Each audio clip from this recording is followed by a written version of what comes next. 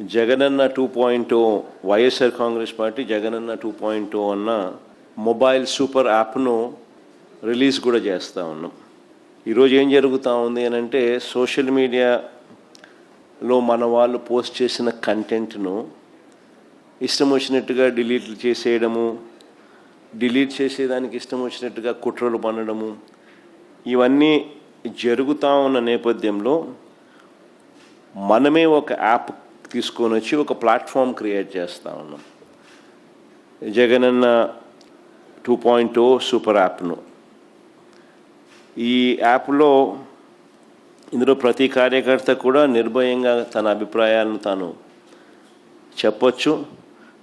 చెప్పడమే కాకుండా పార్టీతో నిత్యం తాను అనుసంధానమై ఉండగలుగుతాడు. సో అదొక మంచి పరిణామం జరుగుతుంది.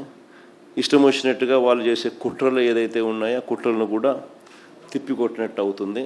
ప్లస్ మన వాళ్ళందరికీ కూడా పార్టీలో ఉన్న చిన్న కార్యకర్త నుంచి సెంట్రల్ ఆఫీస్ దాకా ప్రతి నాయకుడు కూడా నియోజకవర్గ స్థాయి నుంచి రాష్ట్ర స్థాయి దాకా ప్రతి నాయకుడితో కూడా కార్యకర్తలు కూడా అనుసంధానమై కూడా ఉంటాడు. ఎందుకనంటే ఇక్కడ పోస్ట్ చేసే ప్రతి కంటెంట్ కూడా మన పార్టీలో ప్రతి ఒక్కరికి కూడా ఇది అందుబాటులో ఉంటుంది. కాబట్టి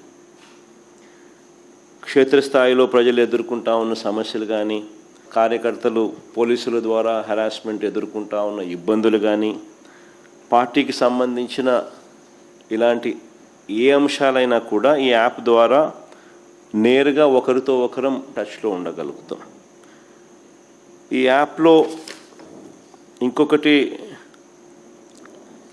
మంచి విషయం ఏమిటి అని అంటే పార్టీలో మనం నిర్వహించే ప్రతి సమావేశము, పార్టీ నిర్వహించే ప్రెస్ మీట్లు, ముఖ్యమైన కార్యక్రమాలు, అధికారిక ప్రకటనలు ఇవన్నీ కూడా నేరుగా లైవ్ ఫీడ్ కూడా ఈ యాప్లో ప్రతి కార్యకర్తకు కూడా అందుబాటులో ఉండే కార్యక్రమం కూడా జరుగుతుంది. సో ఇవన్నీ ఉపయోగకరంగా ఉంటాయి.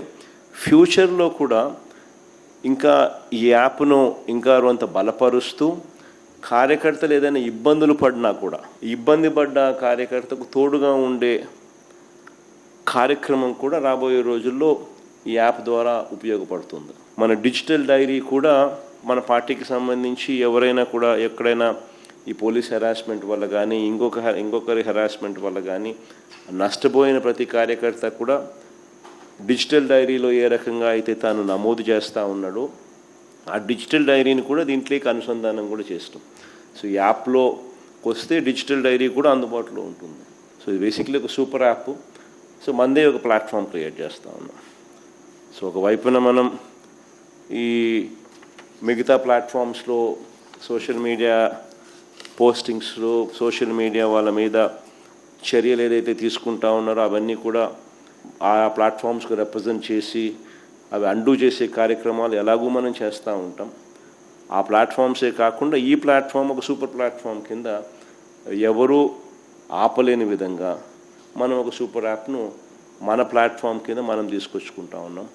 సో మన ప్రతి కార్యకర్త కూడా పార్టీతో నిత్యం అనుసంధానమై ఉంటాడు దీని ద్వారా.